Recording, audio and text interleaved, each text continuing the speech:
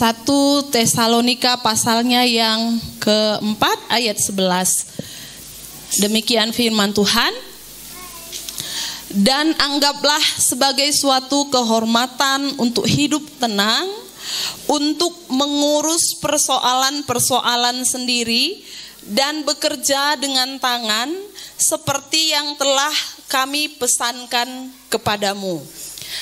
Anggaplah sebagai suatu kehormatan apabila yang pertama firman Tuhan katakan hidup tenang. Jadi hidup tenang itu adalah suatu kehormatan. Yang kedua, mengurus persoalan-persoalan sendiri. Yang ketiga, bekerja dengan tangan. Dalam bahasa Karo dikatakan begini. Anggaplah sebagai suatu kehormatan. Yang pertama, usahakan geluh alu tenang, ya. Saya orang Karo lebih dapat maknanya usahakan geluh alu tenang. Sama. Yang kedua, ulah campuri perkara kalak sideban. Jangan campuri urusan orang lain. Nah, yang ketiga, erdahinlah guna keperlundu sendiri. Jadi ibu bapak ada 3 poin yang sederhana sekali. Firman Tuhan pagi hari ini adalah khotbah yang sangat praktis, yang mudah sekali untuk bisa kita pahami dan tiap-tiap hari kita jalani dalam hidup kita. Yang pertama, mudah sekali kita akan ingat ya. Yang pertama, hidup tenang. Yang kedua, jangan campuri urusan orang. Yang ketiga, bekerja mengurus diri sendiri, bekerja dengan tangan kita sendiri. Kita ulang. Yang pertama apa tadi? Sebagai kehormatan bagaimana? Hidup tenang. Yang kedua? Ya, yang ketiga, bekerja dengan tangan. Udah siap? Perlu kita perpanjang? Oke, kasih tahu dulu samping kiri kanan dulu. 3-3-nya ini tadi, ayo bilang. Yang pertama, iya.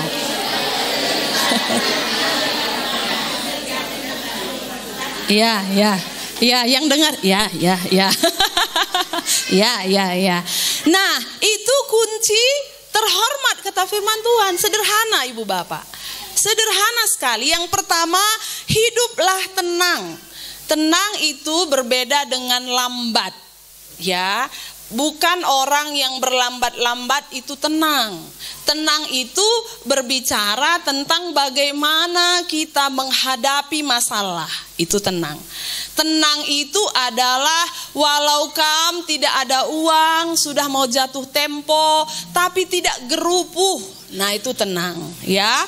Ada orang kalau sudah mau jatuh tempo nggak tahu lagi mau buat apa. Semua dibuatnya ribut. Anak-anak tak bisa tenang dibuatnya. Kenapa? Tidak tenang. Tenang itu berbicara tentang sikap hati bukan sikap tubuh.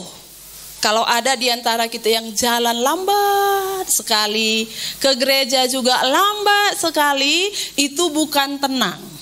Itu bukan tenang, tapi itu lambat, ya. Firman Tuhan mengajar kita bukan lambat. Justru firman Tuhan marah kalau kita lambat. Tapi tenang. Zaman sekarang kita sering mendengar istilah-istilah yang baru. Mudah sekali kita dengar istilah yang baru. Satu yang sering kita dengar sekarang, gercep. Nah, sering kamu dengar ya, gercep ya. Di grup WA, tolong ya dibalas gercep. Siapa yang sudah baca, tolong gercep direspon ya. Semua meminta kita cepat. Sekarang itu udah biasa kalau ada 1 orang, 2 orang yang pekerjaannya nggak cuma 1. Dia ke ladang tapi jualan online juga. Malam-malam jual bunga lagi. 3 pekerjaannya 1 orang itu biasa sekarang. Dia guru, dia jualan lagi, di rumah berkedai lagi. Malam-malam ada arisan lagi dia urus. Dan itu menuntut semua kita harus gercep cepat. Sekarang di sekolah juga tidak ada istilah lambat. Semua harus cepat. Kenapa? Kita sekarang sedang berpacu dengan teknologi. Teknologi ini semua serba cepat sekarang. Data-data bisa keluar cepat, tidak seperti dulu harus bolak-balik. Di mana ya berkasnya, kita masuk ke rumah sakit. Kapan kamu terakhir berobat di sini? 2020 dia cari, dia bongkar lagi di mana. Sekarang tidak, siapa nama dia ketik terakhir berobat ke sini tahun 2020, penyakit yang didiagnosa migrain, sebelah kepala sakit, dikasih obat ini. Sekarang semua cepat. Tapi bukan berarti kita harus kehilangan ketenangan, Ibu Bapak. Karena karisma seseorang itu terlihat dari ketenangannya. Karisma kami sebagai gembala dilihat dari ketenangannya. Bagaimana kami bisa berkarisma kalau kami sendiri pun gak bisa tenang? Ada di antara kami misalnya yang kesusahan. Ada misalnya tiba-tiba di antara saudara kehilangan sesuatu. Kami yang duluan gak tenang. Gue. Pasti kami bilang, gembala pun gak tenang. Kenapa? Karena karisma seseorang itu bisa dilihat dari apakah dia hidup tenang atau tidak.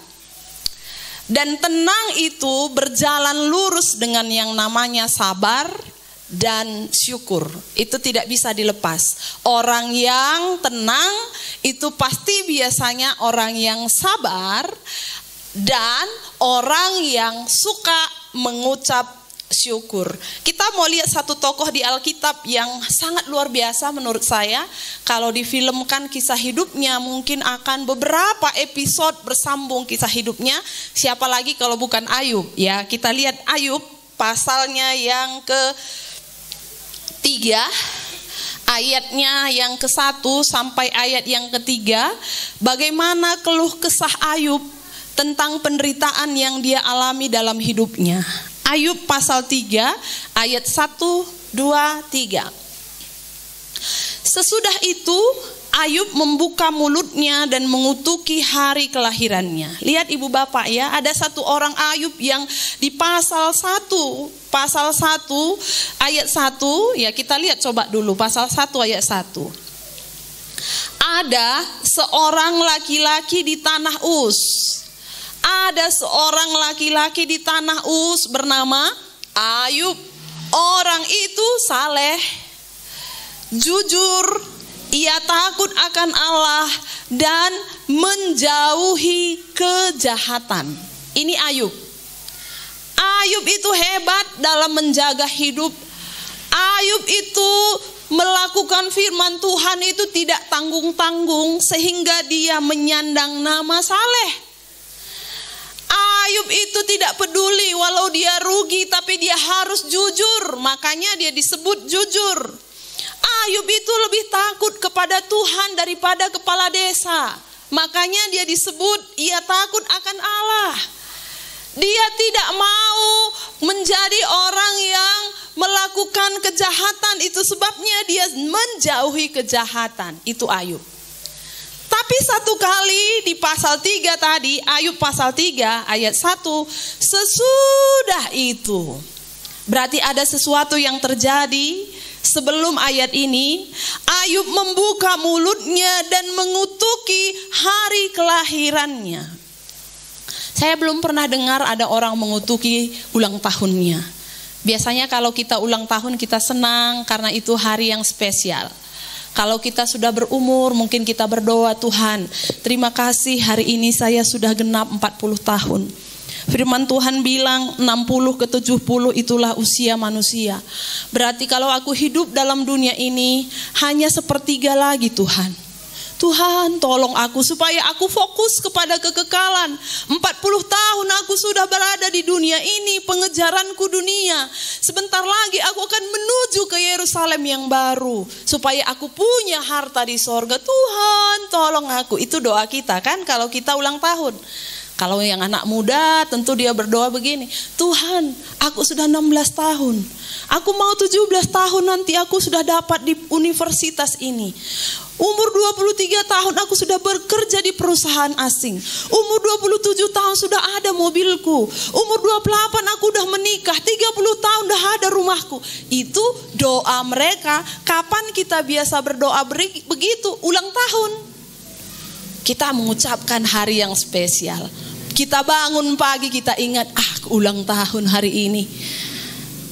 Kita lihat keluarga kita nggak ada yang ingat, masa nggak ada yang ingat aku ulang tahun? Ini kan spesial. Kita lihat sosial media kita, ada banyak orang ucapkan selamat ulang tahun. Bagi kita ini sesuatu yang spesial hari ini. Tapi Ayub, ibu bapak, apa yang dia kerjakan? Dia mengutuki hari kelahirannya. Biarlah hilang lenyap hari kelahiranku. Dan malam yang mengatakan seorang anak laki-laki telah ada dalam kandungan, biarlah hari itu menjadi kegelapan. Kenapa? Ada apa sesudah itu? Ada apa? Apa kejadian sebelum ayat ini, sesudah itu? Kita lihat pasal 3 ayat 26. Apa yang terjadi pada Ayub ya? Ayub pasal 3 ayat 26. Aku tidak mendapat ketenangan dan ketentraman. Aku tidak mendapat istirahat, tetapi kegelisahanlah yang timbul. Ternyata Ayub ini sedang ada satu fase tidak tenang, tidak tentram, nggak bisa tidur, gelisah dia. Itu yang dialami Ayub. Sampai dia kutuki hari kelahirannya, ngapain aku lahir? Aku nggak bisa tenang, aku nggak bisa tentram, aku gelisah, aku mau tidur nggak bisa tidur. Ibu bapak pasti mungkin pernah pengalaman gak bisa tidur ya. Ada seseorang yang bilang sama aku gak bisa tidur. Sampai aku berdoa bilang sama Tuhan, aku gak tahu udah berapa kali aku berdoa, Tuhan buat aku tidur tapi gak bisa, dia bilang.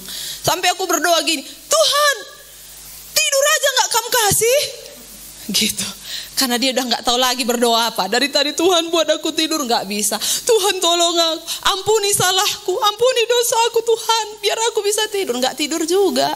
Terakhir dia bilang, tidur aja gak bisa Tuhan. Tuhan gak kasih aku tidur. Aku bilang, ngeri juga kamu berdoa. Kamu marah sama Tuhan.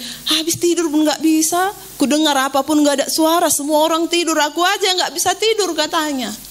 Karena memang kalau kita nggak bisa tidur, sulit sekali bagi kita bekerja, nggak bisa, pikiran pun nggak tenang. Nah, Ayub alami. Makanya Ayub bilang, kenapa aku lahir? Ternyata kalau kita teliti ibu bapak, kalau kita lihat ya, kenapa Ayub ini begitu? Ternyata dia baru kehilangan hartanya yang banyak sekali. Karena dia orang yang terkaya di daerahnya waktu itu, hilang semua dalam satu hari. Makanya di awal saya bilang tadi, kalau Ayub ini difilmkan, episodenya itu mungkin beberapa episode. Kehilangan kambing domba dulu, kehilangan kedelai, kehilangan yang lain-lain. Semuanya banyak sekali yang dialami oleh Ayub. Lalu kemudian kehilangan anak. Anak yang hilang bukan satu ibu bapak. Anak yang hilang 10. Kalau ada orang bilang begini, 10 anak sada ke ngelawas labu dalih nina kuakap labu tuhu. Pasti kalau ada di antara kita kehilangan, walau anak kita 10, satu hilang, yang 9 tadi nggak kita ingat, yang satu kita ingat. Anakku, kalau perlu kita cari kemana-mana anakku ini, dan kalau kita tahu dia meninggal kita berkabung. Tapi Ayub ada 10 anaknya, satu hari 10-10-nya mati karena waktu itu anaknya sedang berpesta dalam satu rumah. Dan tiba-tiba ada angin kencang menimpa rumah itu, dan rumah itu roboh menimpa ke 10 anaknya. Dan waktu Ayub dengar berita itu, hancur sekali hati Ayub. Setelah itu apa? Dia juga kehilangan kesetiaan istrinya. Kalau pasangan kita tidak setia, kita begitu sakit sekali. Kenapa pasanganku tidak setia? Itu yang dialami Ayub. Ayub begitu kehilangan dalam hidupnya, sehingga ada satu fase di mana dia berkata, aku tidak tenang, aku tidak tentram, aku nggak bisa tidur memikirkan semuanya. Kenapa ini terjadi dalam hidupku, kata Ayub. Saya pikir-pikir begini Bu Bapak, kenapa kadang-kadang kita mengalami kehilangan dalam hidup kita ya, banyak kehilangan ya, mungkin kehilangan damai, kehilangan uang ya, kehilangan kesempatan, kehilangan kesehatan ya, banyak kali kadang-kadang kita mengalami kehilangan. Mungkin yang pertama begini ya, saya tetap percaya Tuhan itu baik ya, Tuhan itu baik, apapun yang Tuhan izinkan terjadi, percaya Tuhan baik. Nah yang pertama, kenapa Tuhan bisa izinkan terjadi kehilangan? Yang pertama, mungkin Tuhan mau ganti dengan yang lebih baik. Nah itu ya, berganti dengan lebih baik. Yang kedua, Tuhan itu juga mungkin sedang mengajar kita supaya tidak sombong. Mungkin dengan yang kita punya, kita sudah sombong, jadi Tuhan biarkan hilang. Hilang lebih baik daripada kita bertahan dalam kesombongan, begitu ya. Kalau nilai-nilai firman Tuhan begitu, Tuhan lebih suka kita kehilangan tak punya apapun daripada sombong. Kemudian yang ketiga, kehilangan itu juga sedang mengajar kita bahwa kita ini terbatas. Tidak ada kuasa kita menahan apapun, sekecil apapun, tidak ada kuasa kita untuk menahannya. Jadi Tuhan kadang izinkan kita kehilangan untuk mengajarkan hal ini bagi kita, sehingga dari perenungan ini saya merenungkan, oh iya, Tuhan itu memang baik sekali. Tak bisa kadang-kadang kita pikirkan rancangannya, rencananya, apa yang akan terjadi di masa depan, karena rencana Tuhan itu sempurna. Firman Tuhan bilang begitu, rencananya sempurna. Dari sekarang sampai jauh, sampai umur kita akan berakhir di dunia ini, Tuhan udah tahu. Jadi Tuhan itu pasti bagi orang yang percaya kepadanya, yang beribadah setia padanya, Tuhan itu atur sedemikian rupa supaya hidup kita makin baik, makin baik, makin baik. Kita setia datang beribadah, Tuhan gak akan izinkan dengan kesombongan saudara-saudara akan jatuh. Tuhan lebih pilih kita kehilangan. Dengan kesombongan kita akan jauh dari Tuhan. Tuhan gak akan biarkan, sehingga kadang-kadang Dia izinkan sesuatu yang terhilang. Atau Tuhan juga sedang melihat yang ini kurang cocok, ada yang lebih baik yang akan kusiapkan kepadanya, sehingga yang ini harus hilang dulu baru mendapatkan yang terbaik kemudian. Jadi percaya saja bahwa rancangan Tuhan itu yang terbaik bagi kita. Amin. Amin ya. Kehilangan apapun dalam hidup kita, ingat Tuhanku baik, Tuhan Yesusku baik. Dia tidak akan pernah mendatangkan kecelakaan, rencananya rencana yang rusak, tidak. Tuhan itu memberikan rencana yang sempurna bagi setiap kita. Nah itu yang dialami oleh Ayub. Makanya ibu bapak, kalau sekali-sekali kamu tidak tenang, itu masih alkitabiah lah ya. Ada di firman Tuhan, Ayub kok nggak tenang juga. Tapi ternyata Ayub ini bisa melewati proses yang sedemikian berat. Ayub ini yang begitu berat, pengalaman hidupnya sampai dia mengutuki ulang tahunnya, ternyata berhasil melewatinya. Nah, kita mau lihat di dalam Ayub pasal 1 ayatnya ayat 21. Ini yang kita mau pegang dalam hidup kita. Apa yang dikatakan oleh Ayub ya? Kita tentu tahu ayat ini ya. Ayub pasal 1 ayat 21. Nah, ini ya, kita baca bersama-sama ibu bapak. 1, 2, 3. Katanya, dengan telanjang aku keluar dari kandungan ibuku, dengan telanjang juga aku akan kembali ke dalamnya. Tuhan yang memberi, Tuhan yang mengambil, terpujilah nama Tuhan. Ternyata Ayub ini berat sekalipun masalah dalam hidupnya, ini satu kunci dia berhasil mengatasi dan mendapatkan kemenangan. Ayub itu tidak pernah menyalahkan Tuhan. Ibu bapak pernah menyalahkan Tuhan? Pernah kamu salahkan Tuhan? Kenapa Tuhan ini begini?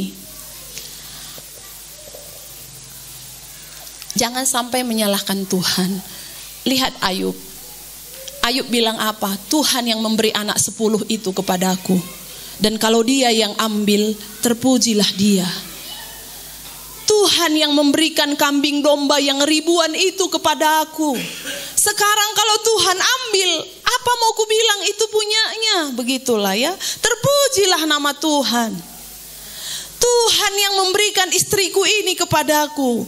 Kalau hari ini dia tidak setia kepadaku, Tuhan izinkan itu terjadi. Terpujilah nama Tuhan. Ayub itu tidak salahkan Tuhan. Ayub itu tidak berkata, Tuhan, kurang apa Tuhan? Aku sudah sungguh-sungguh beribadah, berdoa, bahkan berpuasa. Aku menyangkal diriku, ku jaga hidupku, masa muda aku Tuhan. Ku ikuti kaum muda. Tapi Tuhan gak berikan aku kepada apa yang aku doakan. Hati-hati. Ayub yang jauh lebih besar penderitaannya dari kita, tidak pernah mempersalahkan Tuhan.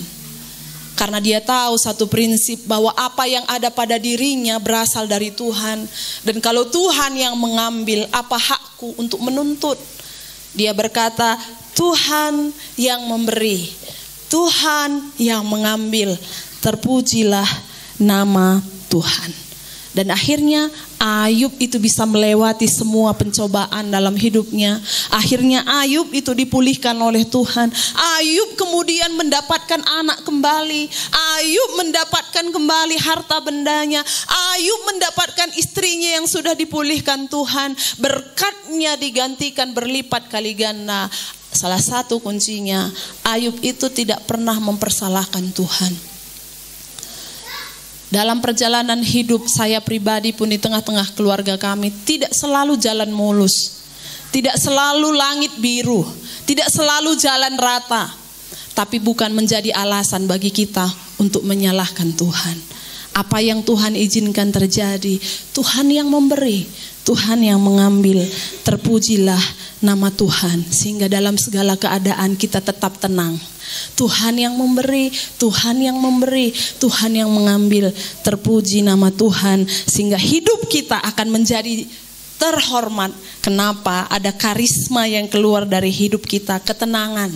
Ketenangan dalam menghadapi segala sesuatu, ya. Kasih tahu kanan kirinya, jadilah tenang. Puji Tuhan. Nah ya, kedua ya, kita lanjut yang kedua. Anggaplah sebagai kehormatan untuk apa yang kedua? Mengurus persoalan-persoalan sendiri. Jangan mencampuri urusan orang lain, ya. Cukup praktis ya firman Tuhan hari ini. Banyak kita lihat di status orang lain bilang, cucilah kudindu. Nah, udah ngerti kan artinya kan? Artinya urus urusandu. Ya, gaurlah cimpandu Nina. Banyak sekali ya orang Karo ini sebenarnya kaya sekali dengan bahasa ya.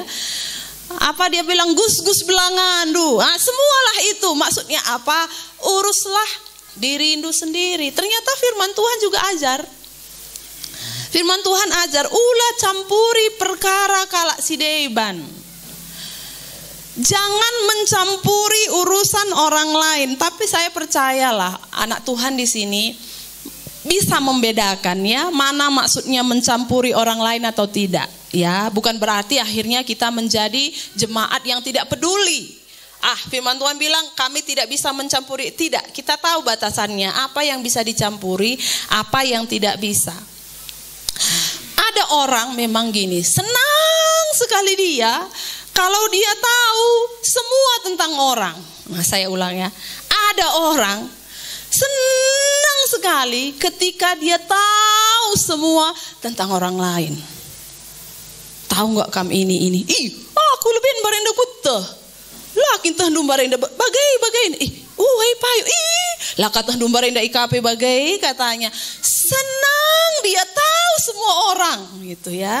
Cak tanya teman du kami lah bu bagai. Mau tahu aja semua tentang orang ya kan?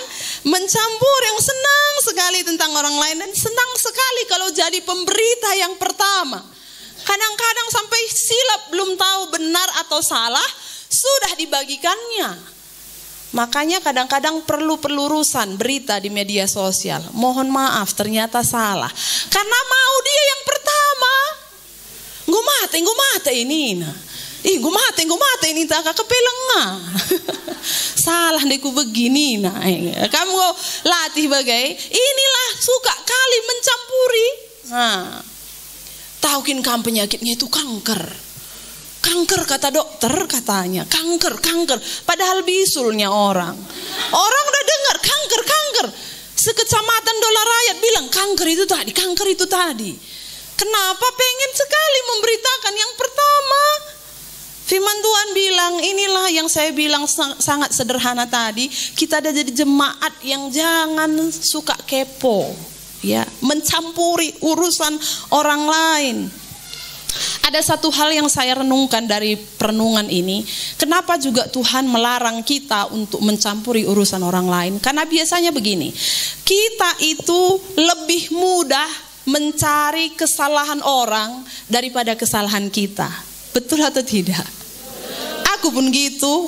Kalau kamu tanya sama Om, aku bilang, dianya yang gini, ku bilang pasti aku ku bela gitulah, pasti aku yang benar lah, pasti walaupun dengan bahasa yang sederhana aku bilang, memang aku pun salah, tapi ku bilang itu dia itu gini, karena memang lebih mudah cari salah suami daripada salah kita, lebih mudah cari salah istri. Oh, dianya itu kayak gini gitu, pasti itu biasanya begitu.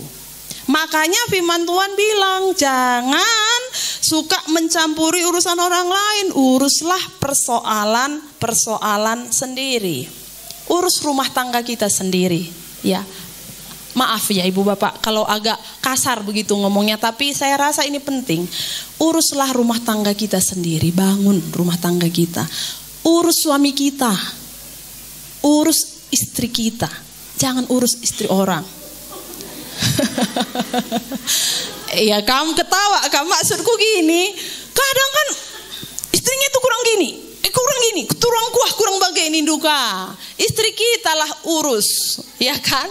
Kalau dia belum gemuk, gimana kasih vitamin apa biar gemuk gitu ya? Senang kali yang gemuk ya, puji Tuhan. Jadi kan gitu ya. Gimana gini itu? Kok gitu?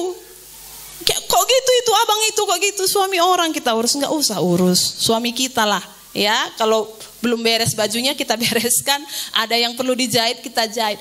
Uruslah persoalan sendiri. Itu yang firman Tuhan ajar. Makanya saya bilang tadi cukup praktis ini, tapi ini yang perlu kita lakukan hari-hari dalam hidup kita. Kalau kita banyak mengurus orang lain, banyak mencampuri orang lain, itu akan menimbulkan banyak sekali masalah. Kenapa? Karena seperti saya bilang tadi, kita itu lebih cenderung melihat kesalahan orang, lebih mudah menangkap kesalahan orang daripada kesalahan kita.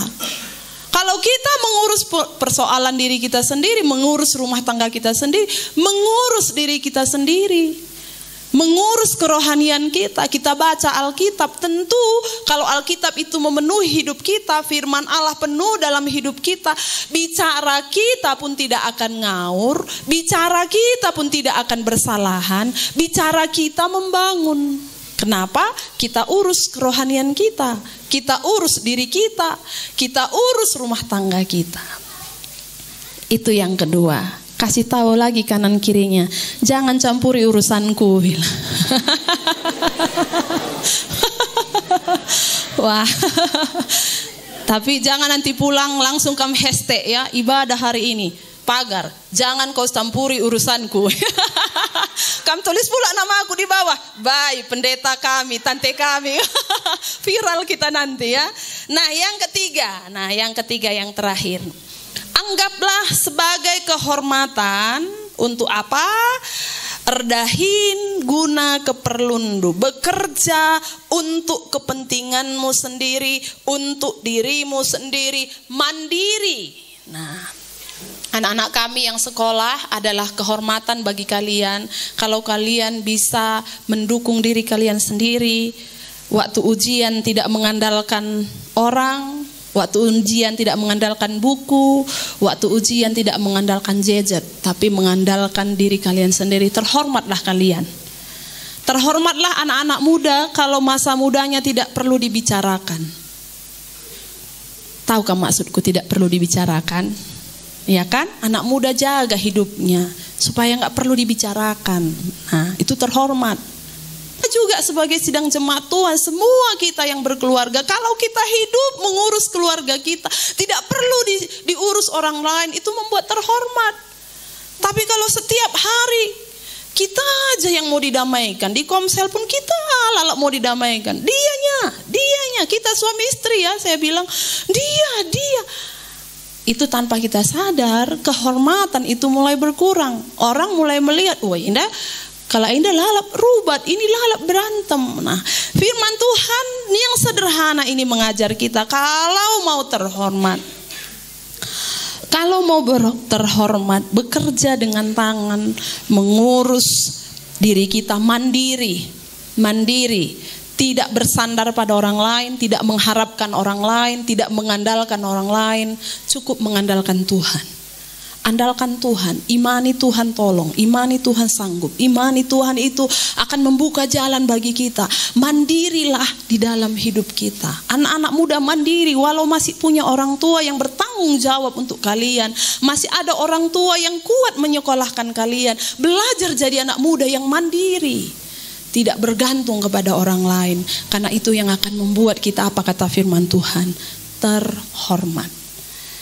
3 hal ini yang saya sampaikan bagi kita ibu bapak. Yang pertama, anggaplah sebagai sebuah kehormatan, hidup tenang.